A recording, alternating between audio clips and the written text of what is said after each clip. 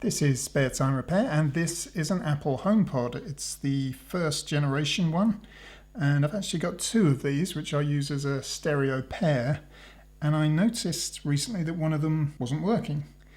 And normally, that's happened before, you normally unplug it, plug it back in again, it resets and off it goes. But this time it's completely dead. And so I did a bit of research, and 9 times out of 10 apparently the problem is a faulty diode. So I have ordered a diode on the assumption that that's the problem. I've watched a teardown video so that I know how to get into this. This isn't a regular repair video, I guess, because I kind of know what I'm expecting to find, but it might be interesting to you and it will probably help me to record the steps as I go. So the first step is to remove this top plate, which is stuck on with adhesive. So we need to get a thin spudger in here.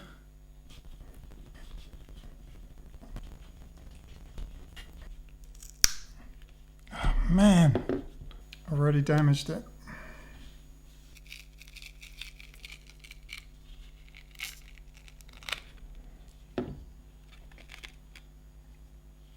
Wow. Well, if that was a sign of things to come, this is not going to be fun. These 4 screws in the top are T6. There are kind of 2 layers here. You've got to make sure you get down to the bottom one.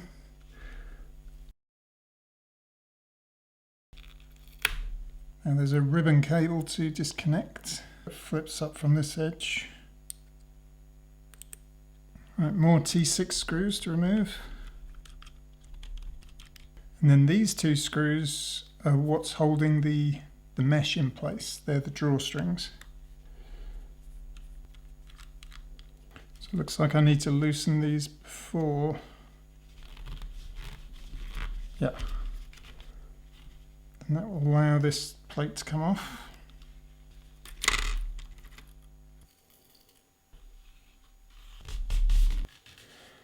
But we can work on this with the mesh in place. So we've got another ribbon cable to disconnect. This tab just flips up. Oop. That's just slid out of there. Now this is the tricky bit. This bottom ring here, you can see there's a seam, but it's stuck down with adhesive. So it needs to be levered off from inside all the way around. This ribbon cable is stuck to the inside of this top piece with adhesive. So to avoid damaging it, it just needs to be peeled back. I'm so scared of damaging this cable. Okay, I've freed that ribbon cable now. That was not fun. This is a very sticky pad. I think I meant to remove these rubber pads first. Are these going to be T6 as well? Yep.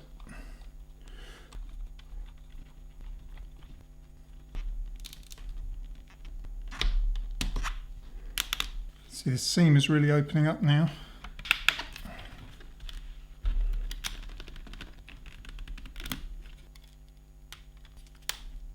It's basically been hot glued in place. Hope I didn't damage this ribbon cable. Looks like I've made a slight dent in it. Anyway, on we go, more screws.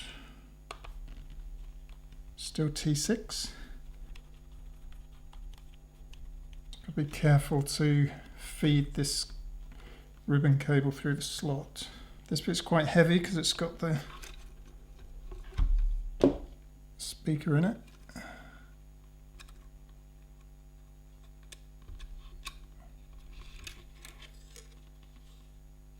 And it's attached inside. It's just a little socket. That comes off pretty easily if you press this bit in the side. So that's this part freed. Now guess what? More screws.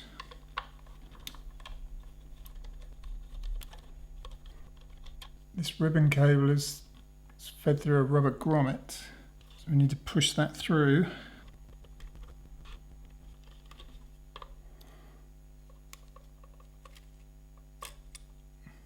So that frees up this ring. And this ring just rotates and comes out. So this next board has 4 more screws. Again, they're the T6. Apparently there's a very delicate connector right under here, and so this board needs to be lifted vertically until that disengages. Because if you try and pull it up from one end, you might damage it. There it goes. Now this should lift up. You can disconnect this fat cable here. That's the power supply. There's that connector. Right, we have another ribbon cable, and this one need to flick up this piece at the bottom like so, and then wiggle the cable out.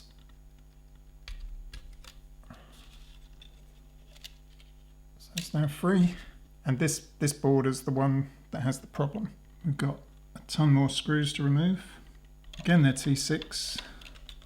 Just so you know, I've already been working on this for over an hour. But if I didn't have clear instructions, I would have been completely lost. So there were 14 screws holding this board in. And finally, this is the diode we hope has failed, and it should have gone short. Very much hoping for a beep. So far so good. The problem for me is removing it. It really needs a hot air station for this. I don't have one. I do have a hot air gun. I just don't think a soldering iron is going to cut this. I think there's a pad underneath it which is soldered down to the board. Right, this is about as janky as it gets. I've got a baking, oh no, I just tipped up all my screws. Anyway, I've got a baking tray underneath my silicone mat to protect the table. My hot air gun, which is meant for burning off paintwork and stuff like that, but I've fashioned this nozzle for it. So it's just a bit of copper tube stuck to this adapter, and I've narrowed down the opening to focus the heat in a small area. So that will just fit on there. This is temperature controlled, so I can be fairly gentle, and I have my tweezers.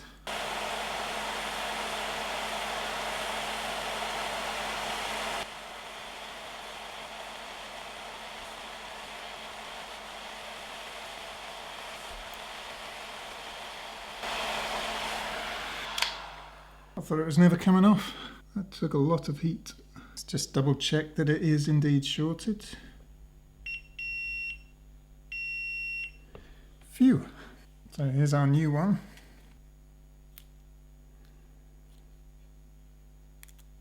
Well, it looks the same size, which is encouraging.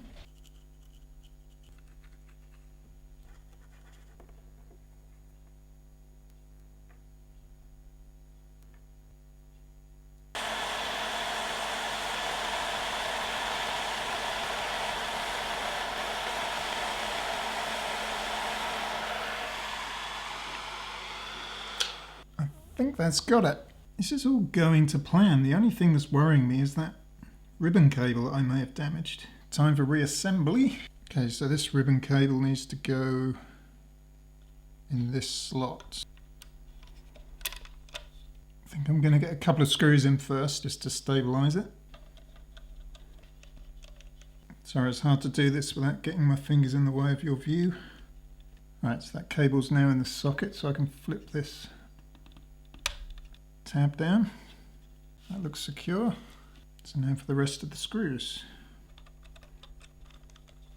Every single one has got a metal threaded insert though, which is kind of nuts because it's not built to be repaired. So why would you go to the trouble of protecting the thread on the screw? I suppose Apple technicians repair them. I've left the tricky one till last. Oh, no, that's gone in okay. Next is putting the power board back. Make sure that's aligned, and then, yep, that was a satisfying click. So I should have reconnected this first. Nope, that's going to go in okay. By the way, it really helps to lay all your screws out like this. So I did them from bottom to top, so now I'm just going back down in order. Also really helps that they're all T6. I think most iPhones have about 7 or 8 different types of screws in them. I'm almost enjoying myself now. I think this stressful part is all out of the way. Right, so this plastic ring has an indentation on the inside here which needs to line up with the ribbon cable. But it also has to screw up like this. So we need to start it in the right place so that when it's tight, it finishes there.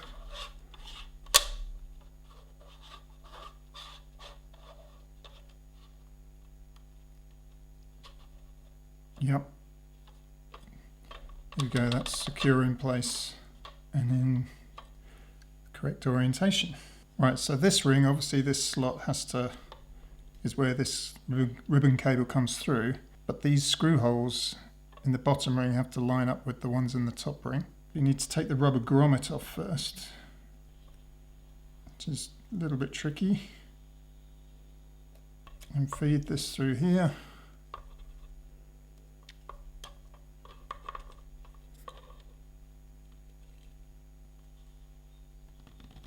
This just pushes down. Then we've got these long screws that need to feed through. Just going to use my phone's torch to make sure that's lined up. Now we can feed the grommet back on. It should plop back into the hole. There we go. Just going to remove this stray piece of glue. Then we have a reference line on the ribbon cable, which needs to be sort of in line with the slit there. It gives us enough length to connect it at the top. Next we need to reinstall this speaker, obviously remembering to connect it first. The connection is down here and we can orientate it by the slot for the cable. So the springy tab on it needs to face the inside. I know you can't see what I'm doing, but you know what I'm doing. Just going to put my head torch on for this. Okay, that was a nice click into place. Then we need to feed the cable through the slot carefully. Then rotate it so the screw holes align. Yeah, I think that's correct. Well, it's not correct because I forgot the gasket, so it's going to have to come up again. I can feed it over. So it just drops into the slot.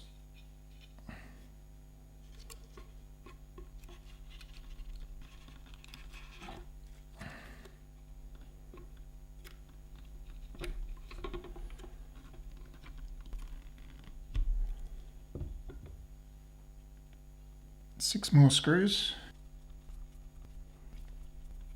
These little posts are rubber, so I don't want to screw them down too tight. Just until the screw bites. Okay, I think it's time to refit the basket. Now we know the orientation of this because of the sticky pad that was sticking this down, so I suppose it serves one purpose.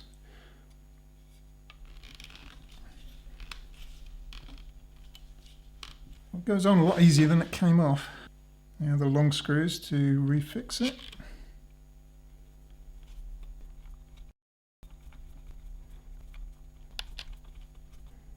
Right, now we can refit the little rubber feet. Well, they're not feet. I'm not really sure what purpose they serve. Okay, we're nearly there. I'm just going to re-stick the ribbon cable with the foam pad, although it's lost most of its stick.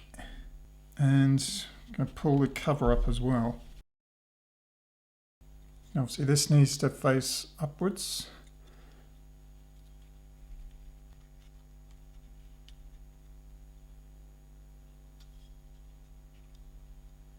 I think that's in.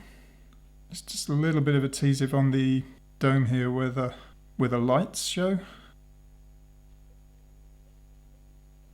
Okay, just in case that showed through. So next we have to refit this plastic plate and the drawstrings for the outer cover.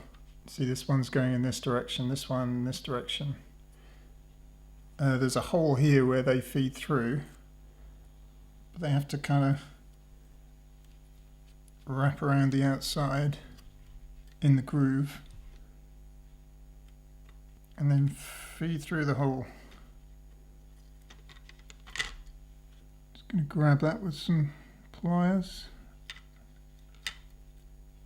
So I'm going to hang on to the two ends, make sure the string is in the groove, and apparently the trick is to loosely insert a couple of these screws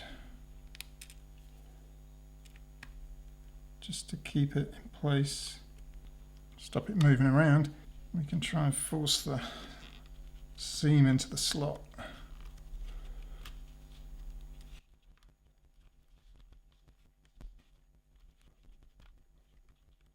That feels good. So I'm going to tighten those up. It's nicely gripped that now. So to secure the drawstrings, start to thread this large screw in. Wind it round a couple of times.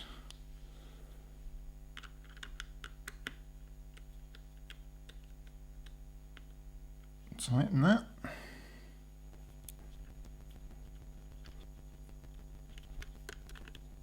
And with those secured, we can just take up the slack by wrapping it around these posts in the middle. Well, it's not particularly neat, but you'll never see it. So now I'm going to refix the top plate. I've got a bit of adhesive over this pad here, so I'm going to pick that off. So these are grounding pads that line up with these conductive foam pads. I'm going to feed this in from the bottom till the white line disappears, and then snap that little clamp into place. Just lining up the screw holes and clipping that down. We're down to our last 4 screws. Now for the top plate, when I was trying to lever it off, I've scraped off some of this black coating, which I think I want to touch up because when the light shine through it from underneath, you can see those scrape marks, including on the minus button, so it's definitely worth doing. Again, I'm just going to clean the adhesive deposits off the display area. Not sure what this dot's for. Looks like a light sensor maybe. Just going to pick off the larger globules that might stop it sitting down flat.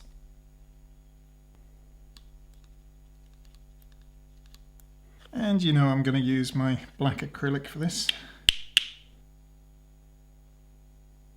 I've just slightly overdone it here, so I'm just going to scrape that back. It's a little tricky to orientate this. I'm just going to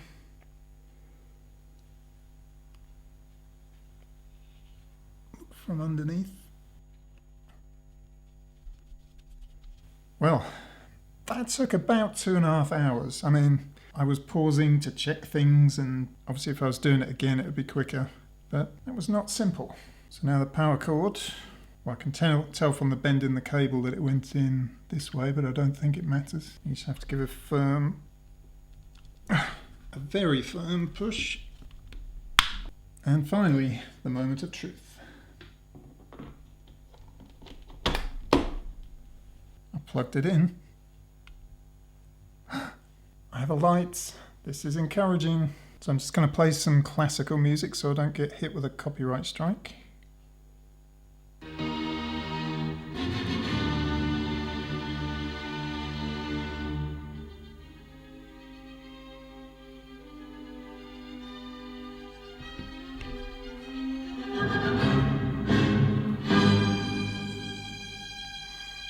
Well, I hope that was suitably dramatic for you. I'm very happy I've got my HomePod back. So thank you for watching, and I'll see you in the next one.